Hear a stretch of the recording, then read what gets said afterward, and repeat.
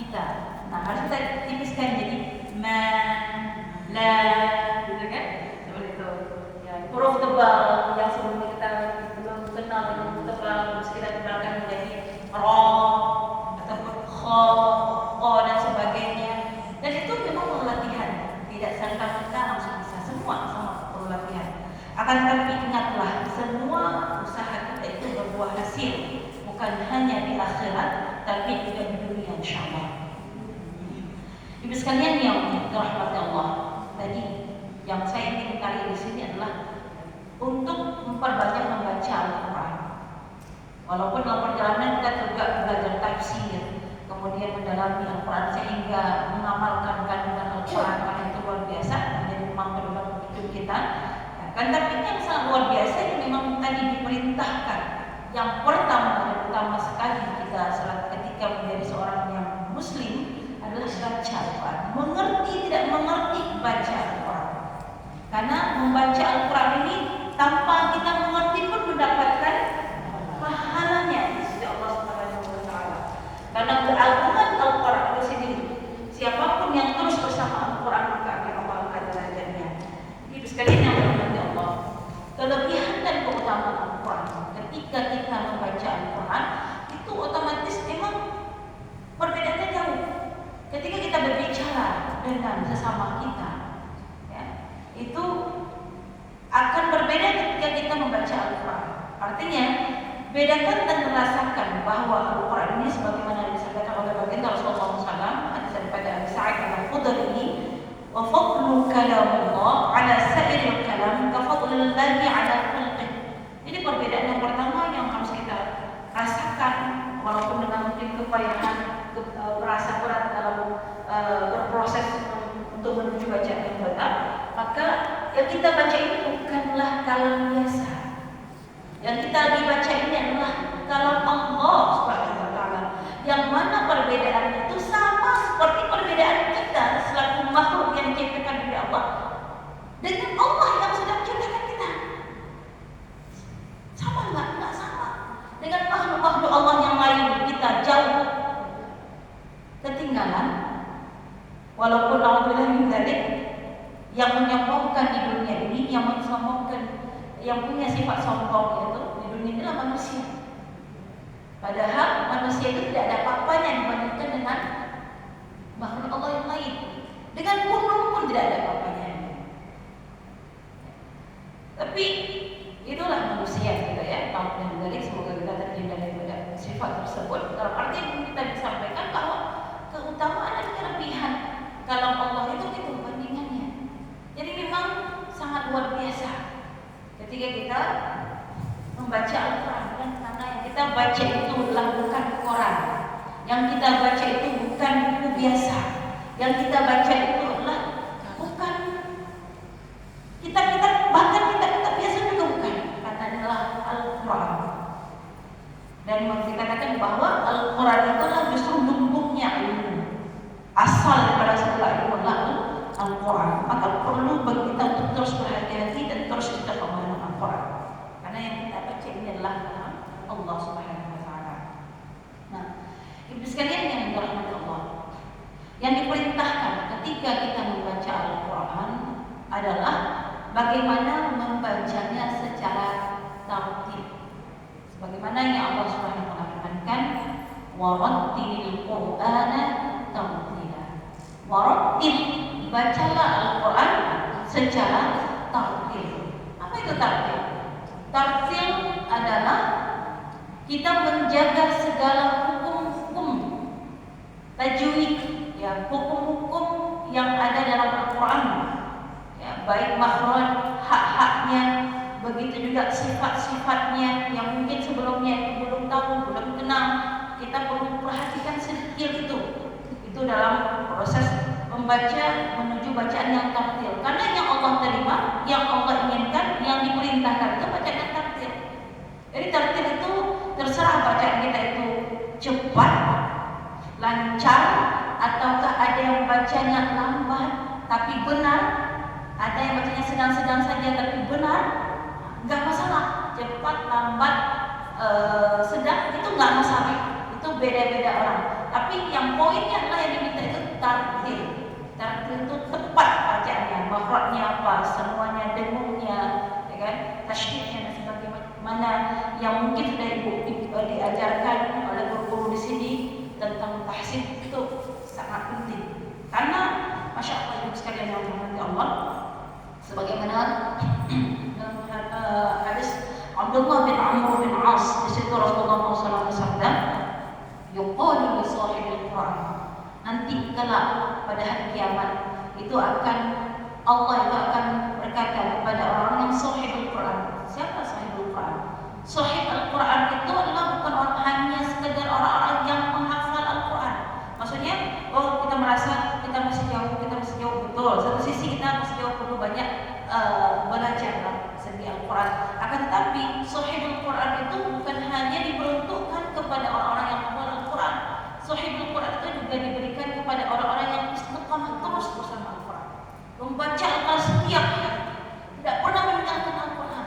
Itu juga dikatakan sahibul Quran. Ya.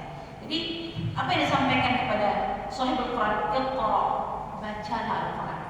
Jadi ketika kelak di yaumul akhir itu juga disuruh baca Al-Quran. Nah kalau kita tidak biasa dengan membaca Al-Quran semasa di dunia, bagaimana kita akan membaca? Apakah otomatis bisa? Tidak. Karena itu semua kebiasaan yang sudah kita bawa daripada dunia menuju ke akhirat. Iqra wartab dan naiklah, baca Al-Quran dan naiklah. Artinya dinaikkan tangga derajat kita kelak di yaumil akhir di dalam syurga ya Allah Subhanahu wa taala. Warattil, bacalah secara tartil. Nanti di sana juga bacalah secara tartil. Karena kunta tartil di dunia, sebagaimana kalian sudah tartil di dunia. Makanya penting tahsin itu adalah karena kita sudah biasa tartil nih. Ketika di akhirat kelak, maka akan Allah mudahkan lisan-lisan kita untuk membaca Al-Quran secara tartil. Fa inna manzilataka 'inda akhir ayat taqra'uha. Sesungguhnya kedudukan kita pada hari kiamat itu tergantung akhir ayat sampai mana yang kita baca. Maka satu ayat kita baca naik lagi, satu ayat kita baca naik lagi, satu ayat kita baca naik lagi.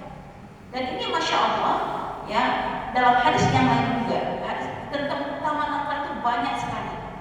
Dan ini masya Allah hal-hal seperti ini juga bukan hanya kepada kita. Kalau kita punya anak yang kita ajarkan Al-Quran ataupun seorang guru Al-Quran mengajarkan kepada muridnya, itu juga ketika anak kita membaca Al-Quran, ya kan, insya Allah dia bisa memberikan syafaat kepada orang tuanya. Bukan hanya dia diangkat derajat, tapi orang tuanya juga diangkat derajatnya. Begitu juga bahkan gurunya juga diangkat derajat oleh murid tersebut yang memang istiqamah dengan Al-Quran. Nah, ibu sekalian yang dalam hati Allah. Nah, kalaupun mungkin tadi yang diminta adalah untuk tartil, kita belum biasa tartil, belum belum lancar-lancar sekali dalam membaca Al-Quran. Terus tetap istiqamah, tetap semangat dalam membaca Al-Quran. Karena dalam proses membaca Al-Quran ini, belajar Al-Quran juga, itu juga banyak sekali keutamaan yang Allah berikan. Sebagaimana yang Sayyidah Aisyah radhiyallahu anha, situ Rasulullah SAW bersabda, al-mahiru bil Quran ma'as safratil kiramil bararah. Orang-orang yang mahir, apa itu mahir? Ahli dalam bidang membaca Al-Quran, maka Allah akan tempatkan mereka bersama as-safrah al-kiramil bararah. Siapa as-safrah al-kiramil bararah? Jadi dalam hadis ada yang menjelaskan bahwa itu adalah para malaikat Allah Subhanahu wa taala. As-safrah, as-safrah itu kan yang safir, dia yang memang mereka dari langit menuju ke bumi. Itu kan memang ada perjalanan di situ yang mereka lakukan. Al-kiram yang paling mulia, al-bararah yang taat kepada Allah Subhanahu wa taala.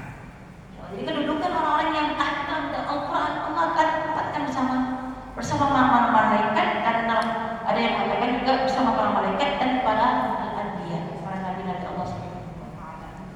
Nah, itu yang harus kita punya cita-cita, sehingga apapun yang terjadi dalam perjalanannya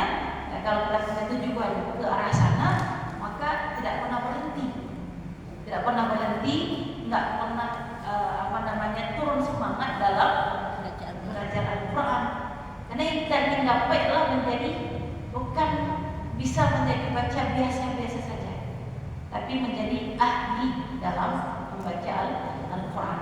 Nah, dalam prosesnya udah pasti ada merasa berat, ya kan? Sebagaimana juga sambungan daripada hadis tersebut, walladzi yaqra'ul Qur'an wa yatata'ta' fihi wa huwa syaqqun 'alaihi lahu ajrun.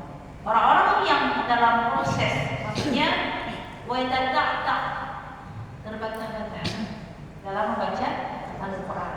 Okay?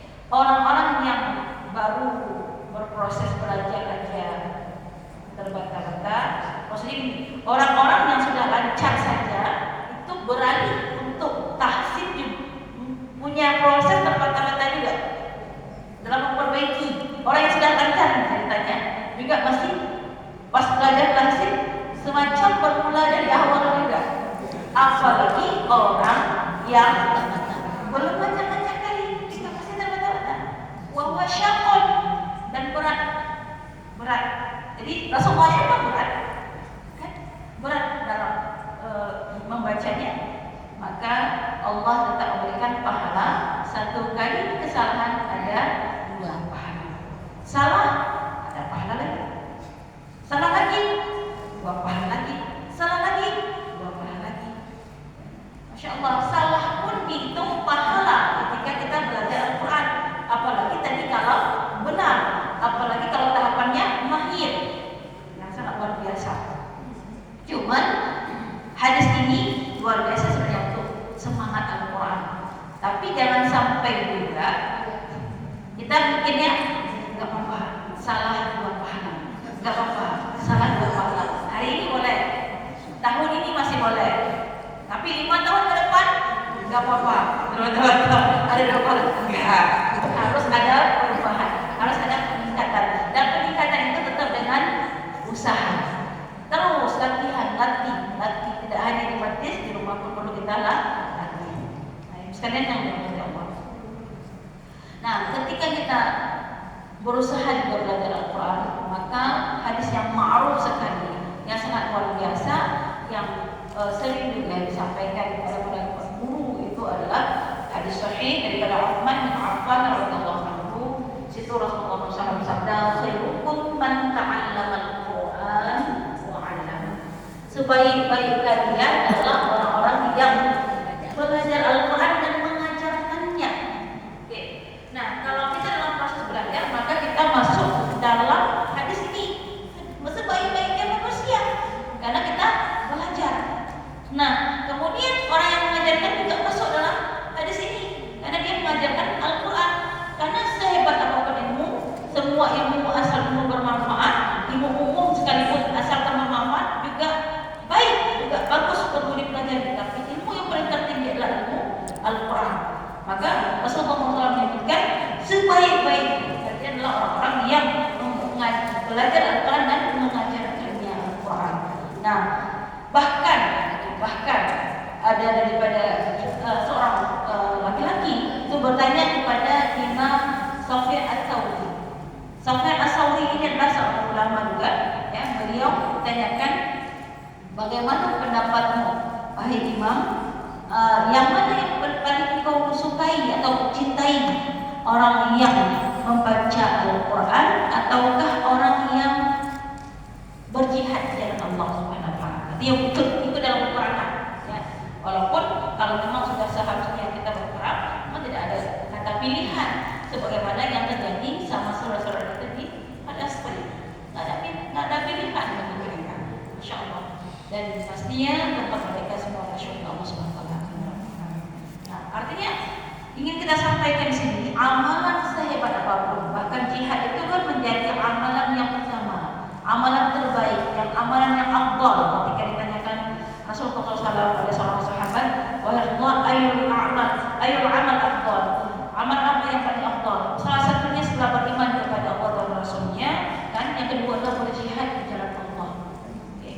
Akan tetapi Imam Sufyan Ats-Tsauri di sini mengatakan, kalau memang suruh pilih, ya, yang mana yang lebih baik antara berjihad dengan berperang dengan membaca Al-Quran, maka saya akan pilih membaca Al-Quran. Kenapa? Tadi karena keutamaan yang disampaikan oleh baginda Rasulullah Muhammad, khairukum man ta'allama al-Qur'an wa 'allama. Sebaik-baik manusia di muka bumi ini adalah orang yang belajar Al-Quran dan mengajarkan Al-Quran. Ketika kita mampu mengajarkan, alhamdulillah kita mengajarkan. Tapi jangan pernah meninggalkan untuk belajar Al-Quran, sehingga dua-dua fadilah kita dapat. Kalaupun belum mampu untuk mengajarkan kepada orang lain, maka terus istiqomahkan untuk belajar Al-Quran. Walaupun kita sudah ahli, sudah luar biasa, perlu untuk terus belajar Al-Quran.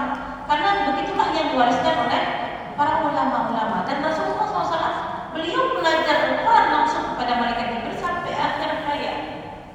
Sampai akhir hayat. Beliau istiqamah dengan Al-Quran selama 23 tahun. Sampai meninggal, malaikat Jibril turun 2 kali, maksudnya untuk menyempurnakan mendengarkan bacaan baginda Rasulullah SAW. Kalau kita baru setahun belajar menyerah, siapa kita? Rasulullah aja 23 tahun. Alhamdulillah, alhamdulillah 5 tahun.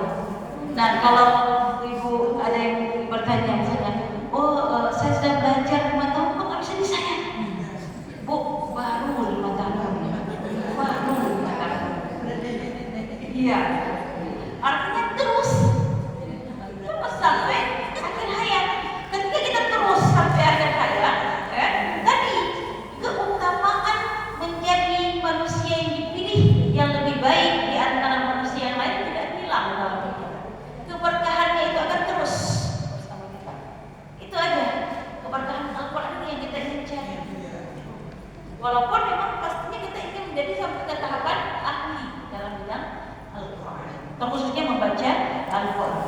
Karena ketika kita memang membaca Al-Quran dengan baik, Masya Allah, pahalanya itu pasti beda dengan dalam proses membaca Al-Quran. Ya, jadi pastinya yang tadi diminta banyak juga keutamaan bagaimana membaca Al-Quran dengan baik dan benar. Dan bahkan kalau kita lihat hadis Iqra'ul Quran fa innahu ya'ti yaumal qiyamah syafi'an li ashabi. Bacalah Al-Quran karena Al-Quran itu akan memberikan syafaat bagi kita kelak di yaumil akhir. Al-Quran itu akan menolong kita. Al-Quran itu akan menjadi hujjah pembela kita di yaumil akhir. Akan tetapi Al-Quran itu bisa menjadi hujjatun laka aw 'alaika. Itu juga penting kita harus tahu. Jangan sampai naudzubillah dzalik Al-Quran itu bukan menolong kita, tapi menjerumuskan kita ke dalam neraka Allah Subhanahu wa taala karena kita menyia-nyiakannya. Karena dalam para sahabat, artinya perkataan para sahabat, saking mereka itu betul-betul sangat maksimal dalam Al-Quran, sangat berhati-hati dalam Al-Quran dan istiqomah dalam belajar Al-Quran. Para sahabat juga menyampaikan berapa banyak kami qari Al-Quran, berapa banyak orang yang membaca Al-Quran, wal Quran yal'anu, tapi Al-Quran melaknatnya. Jadi Al-Quran itu pasti banyak memberikan keberkahan, tapi kalau kita tidak hati-hati dalam artian yang asal-asal dalam membaca Al-Quran khususnya, dan saya angkat dari masalah membaca Al-Quran, maka Al-Quran itu akan melaknat kita. Nah, bagaimana caranya supaya tidak dilaknat Al-Quran? Belajar. Ketika kita belajar, maka Allah maafkan. Kita dalam tahapan belajar. Nah, di rumah pun membaca, kan? Nah, ada yang bertanya, Ustazah, gimana? Saya masih banyak salah. Apakah saya berhenti baca Al-Quran atau saya lanjut di rumah? Lanjut di rumah. Karena tidak akan mungkin juga kita menyengajakan salah membaca. Cuma kita tahunya segitu ya, segitu kita baca. Ketika kita tahu di situ ada keliru, maka kita mencoba untuk memperbaiki sendiri seukuran yang kita tahu. Tapi kita tetap dalam keadaan dalam proses belajar. Tapi kalau kita tidak dalam proses belajar, nggak bisa.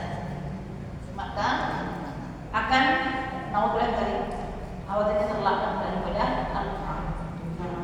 Jadi semangat dan insyaallah terus istiqomah dalam belajar Al-Quran. Jadi dalam perjalanan saya juga itu bisa dikatakan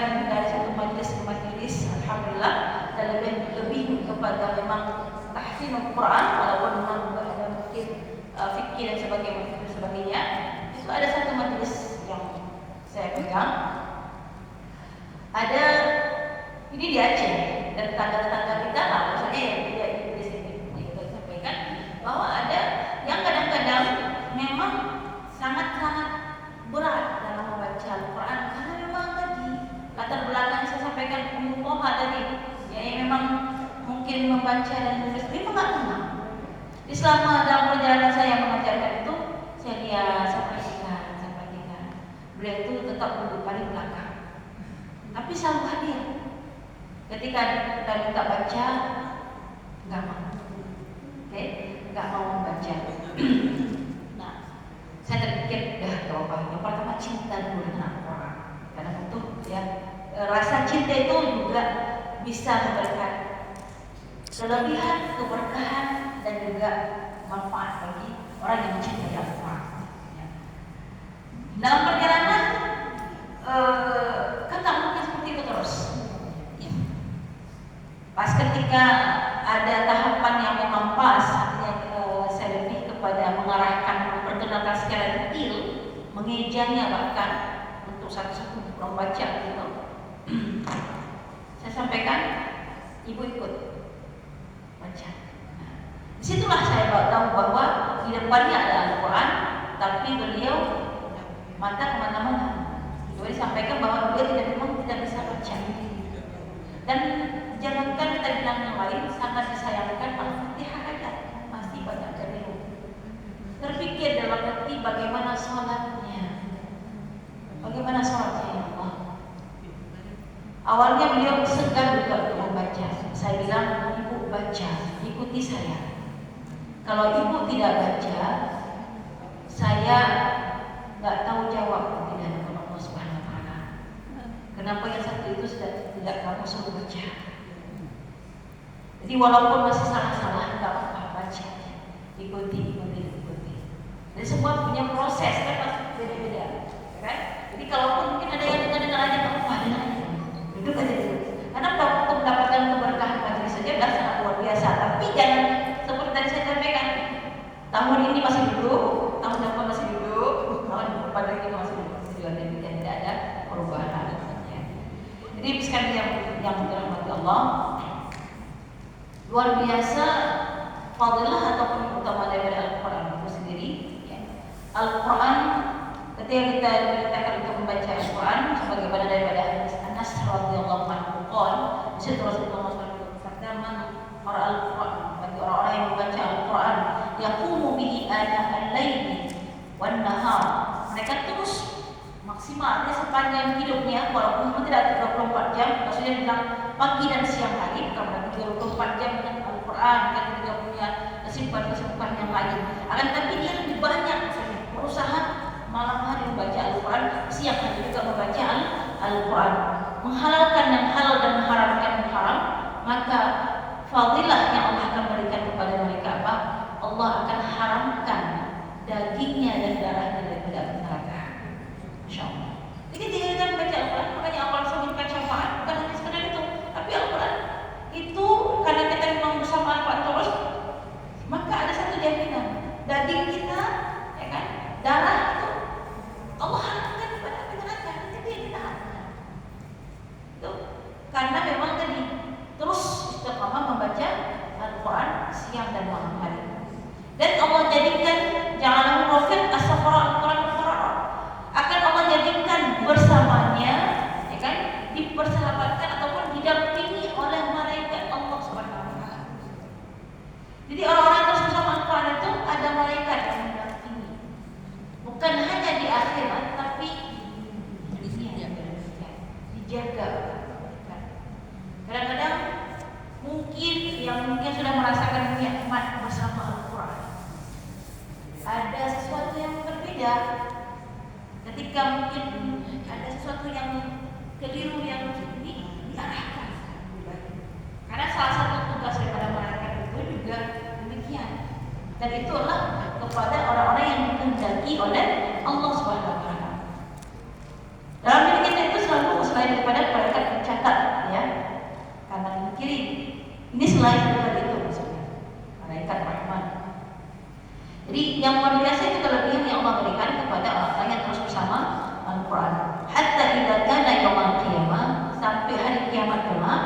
Itu juga Al-Quran menjadi hujjah dari pembela kepada orang-orang yang terus bersama Al-Quran. Kemudian ini sekalian yang dirahmati Allah, keutamaan yang lain yang bisa kita dapatkan banyak sebenarnya kalau kita membahas tentang daripada Al-Quran. Ya. Keutamaan yang lain yang bisa kita dapatkan bersama Al-Quran juga ada daripada Abdullah bin Mas'ud. Di situ Rasulullah SAW juga bersabda. Jadi banyak hadis yang Rasulullah SAW bersabda yang diperintahkan kepada kita, Iqra'ul Quran, Iqra'ul Quran, bacalah Al-Quran, bacalah Al-Quran. Yang seperti ini, seperti ini, seperti ini ganjarannya. Salah satunya adalah jadi Rasulullah SAW bersabda, Iqra'ul Quran, bacalah Al-Quran. Fa inna Allah la yu'adzib qalban wa'iya Al-Quran. Allah itu tidak akan mengazab orang-orang yang ada dalam qalban, dalam hatinya, dalam dirinya itu Al-Quran, ayat-ayat Al-Quran. Ya, baik yang dia baca ataupun yang dia hafal. Kalau dihafal luar biasa. Dan insya Allah kan, kalaupun mungkin tidak hafal seluruhnya, ibu-ibu baca hafal Yasin, berusaha. Hafal belum, berusaha. Mungkin ada yang sudah hafal, karena kan sudah jadikan wirid Al-Quran. Jadi wirid itu sebenarnya bukan hanya zikir biasa, tapi juga Al-Quran itu bisa menjadi wirid dalam kehidupan kita. Setiap malam baca Al-Qur'an, setiap malam baca Yasin, setiap doa baca Kahfi. Itu namanya wirid. Wirid apa? Wirid Al-Quran. Selain daripada zikir-zikir, kalam-kalam thayyibah memang diperintahkan. Ya. Jadi wa inna hadzal Qur'an ma'dhubatullah. Jadi Rasulullah SAW menyampaikan apa? Bahwa Al-Quran itu adalah hidangan Allah Subhanahu wa taala. Ya. Faman dakhala fihi fahuwa amin. Barang siapa yang masuk, maksudnya mengambil hidangan tersebut, maka dia akan selamat. Akan selamat. Selamat dunia dan selamat di akhirat. Wa man yuhibbul Qur'an falyushrik. Bagi orang-orang yang mencintai Al-Quran, minimal sekali mencintai Al-Quran, maka falyushrik. Jadi kabarkanlah kabar gembira kepada mereka. Minimal sekali mencintai. Karena kalau tanpa kita mencintai, tidak akan mungkin kita bisa melangkah untuk membaca, mempelajari dan sebagainya daripada Al-Quran. Nah, dalam surah Fatir disebut ayat 32 disebut Allah Subhanahu wa taala berfirman, "Tsumma awrasna al-kitaba alladziina astafaina min 'ibadina." Jadi Al-Quran ini sebenarnya adalah juga diberikan kepada orang-orang yang dipilih oleh Allah Subhanahu wa taala min 'ibadina, daripada hamba-hamba kami. Ya. Faminhum dzalimun nafsi. Ada manusia di muka bumi ini, ya, mereka zalim terhadap dirinya sendiri. Zalim itu bermakna apa? Allah memberikan kesempatan tapi tidak memaksimalkan kesempatan tersebut. Ya, salah satunya kan, apakah semua orang mau belajar Al-Quran? Belum tentu. Apakah kesempatan ini dimaksimalkan oleh semua orang? Juga belum tentu. Ya. Jadi bersyukurlah kita yang sudah terlibat dalamnya, dalam majlis seperti ini, kemudian juga ikut mempelajari Al-Quran. Itu bersyukur. Semoga kita tidak termasuk ke golongan yang pertama yang Allah katakan, firmankan dalam surah Fatir ini, orang-orang yang zalim terhadap dirinya. Yang kita banyak dengar adalah orang zalim terhadap orang lain. Nah, zalim terhadap dirinya bagaimana? Jadi tidak memaksimalkan waktu yang sudah Allah berikan, kesempatan yang sudah Allah berikan. Ada hamba-hamba yang mutasawwif kata Allah, yang pertengahan. Maksudnya pertengahan? Kan saya sudah belajar, kan saya sudah bisa. Udah tak apa-apa. Nah, cukup, merasa cukup dengan apa yang sudah ada. Itu juga masih kurang sebenarnya. Jadi ada tiga golongan yang Allah berikan tadi, yang zalim terhadap sendiri sama sekali tidak mau. Kemudian ada yang mutasawwif. Gak apa-apa, saya mau belajar lagi. Cukup dengan sudah pernah ada. Kadang-kadang kan dalam proses belajar ini juga ibu yang dirahmati Allah, ada banyak pertanyaan-pertanyaan yang bertanya kepada saya yang mungkin mereka juga disampaikan oleh kawan-kawan mereka. Kenapa harus belajar lagi Al-Quran? Apakah belum pernah belajar Al-Quran? Kan masih kecil belum belajar Al-Quran? Kan sudah bisa baca Al-Quran? Nah, kalau standarnya biasa ya iya, tapi kalau yang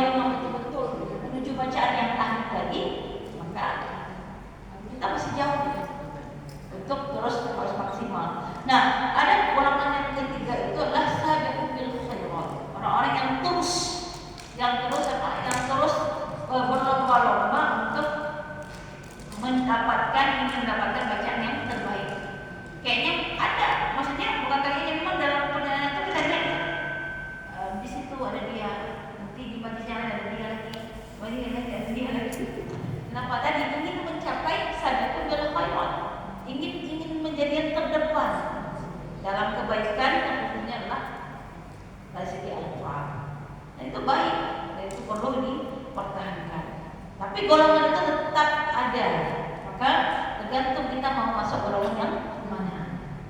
Karena memang Al-Quran ini adalah diwariskan oleh Allah kepada orang-orang yang Allah ingin angkat derajatnya, yang Allah pilih. Semoga kita terpilih menjadi bagian dari orang-orang yang sabiqul khairat tadi. Nah, sekalian yang menjalankan Allah, mungkin ini artinya biar lebih maksimal. Banyak yang kalau kita mengurai dari Al-Quran, kalau ada yang mau bertanya, lebih baik kita bertanya dan diskusi. Jadi nanti bisa kita teruskan lagi dengan maksimalkan pertanyaan. Oke, semoga insyaallah Allah istiqamahkan kita terus dengan Al-Quran. Ya, walaupun di usia yang seperti ini, jangan berkecil hati, terus tetap semangat, karena juga bisa salah satunya ini ya, sebagai masjid penyemangat bagi kita bersama bahwa orang-orang yang bisa memberikan syafaat kepada orang tuanya itu bukan hanya orang yang menghafal Al-Quran saja. Kalau ibu istiqamahkan setiap hari membaca Al-Quran dan terus mempelajari Al-Quran, itu juga bisa memberikan syafaat kepada orang tua ibu. Mungkin orang tua kita dulu bagaimana, ya kan? Artinya saat ini kalau saya lihat ataupun banyak yang mengatakan seperti ini, dulu kayaknya tak seperti ini baca Al-Quran. Iya. Kenapa saat ini kayaknya seperti ini? Apakah ilmu baru? Bukan. Ilmunya telat sampai kita. Waktu dulu itu nggak banyak orang-orang yang pulang ke sini, dan orang kita yang datang ke Arab untuk mengambil ke sumber ilmu yang sebenarnya, apalagi yang mungkin mendapatkan sanad silsilah daripada yang bersambung kepada baginda Rasulullah SAW. Nah, jadi memang masih jauh, tapi tidak ada yang salah dari guru-guru kita dan nggak ada. Mereka itu mengajarkan yang mereka sudah mampu. Nah, alhamdulillah Allah kasih kesempatan ini untuk kita maksimalkan kesempatan yang ada seusia yang insya Allah sampai di titik yang Allah janjikan. Semoga kita meninggal dalam keadaan istiqamah dengan Al-Quran dan bacaan kita sudah jauh lebih baik, sehingga insya Allah dengan istiqamahan kita itu kita bukan hanya sekedar bisa memberikan Al-Quran, itu bukan hanya sekedar memberikan syafaat buat kita yang kita maksimalkan bersama Al-Quran, tapi juga bisa kita berikan syafaat kepada orang-orang kita, insya Allah. Sebagaimana terakhir hadis daripada baginda Rasulullah SAW, Mu'adz bin Anas radhiyallahu anhu, anna Rasulullah SAW qala man qara'a al-Quran, orang-orang yang terus membaca Al-Quran wa 'amila bima fihi, dan dia mengamalkan apa yang ada dalam Al-Quran, maka Allah akan memakaikan kepada orang tuanya tajan, mahkota pada hari kiamat kelak, yang mana baunya itu sinaran cahayanya itu lebih baik daripada sinaran matahari yang ada di muka bumi. Jangan rasa panasnya ya Bu ya, kadang kan panas. Kayaknya terbayangnya matahari itu panas. Bukan panasnya yang maksud di sini, cahayanya. Cahaya matahari itu luar biasa. Kenapa pagi hari, siang hari itu tidak sama seperti malam? Karena perbedaan cahaya matahari dengan bulan. Nah, mahkota yang akan dipakaikan kelak pada orang-orang tua yang diberikan syafaat oleh anaknya yang terus bersama Al-Quran, itu cahaya itu melebihi daripada cahayanya matahari. Wallahu a'lam. Mana sinarnya itu yang tidak bisa dibayangkan. Ya. Fama hukum. Jadi bahkan Rasulullah menyampaikan di sini, apa yang kita bayangkan kira-kira ya, kalau seandainya kita termasuk salah satu daripada anak-anak yang bisa membanggakan orang tua kelak di yaumil akhir. Amin, semoga kita juga termasuk salah satu di antara orang-orang yang sering memberikan syafaat kepada orang tua kita, insyaallah. Ini yang dapat saya sampaikan, lebih kurang